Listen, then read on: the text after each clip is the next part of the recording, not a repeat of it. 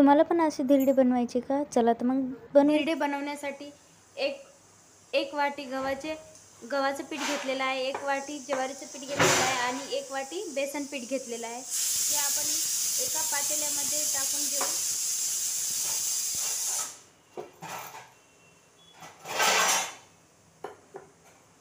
आणि याच्यामध्ये पाणी टाकून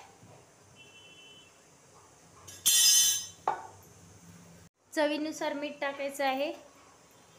आणखी थोडंसं पाणी ॲड करते आणि याला चांगलं फेटून घ्यायचं आहे. हे बघा, असं बॅटर पाहिजे. 10 ते 15 मिनिट याला झाकून ठेवायचं आहे. बॅटर असं मस्त फुललेलं आहे.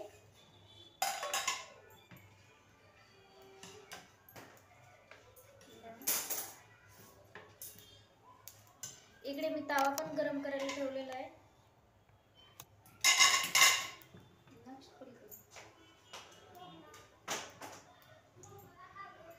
याच्यावरती हे एकेकानं सोडायचं.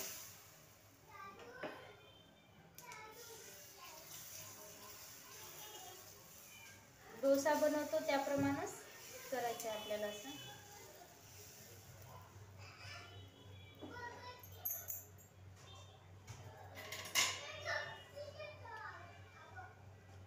असं थोडंसं असं तेल टाकून घ्यायचं.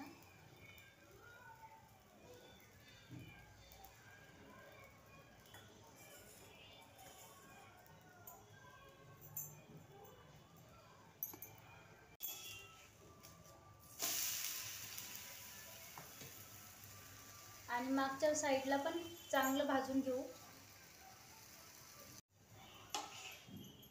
हे बघा, मागून पण छान भाजलेली आहे.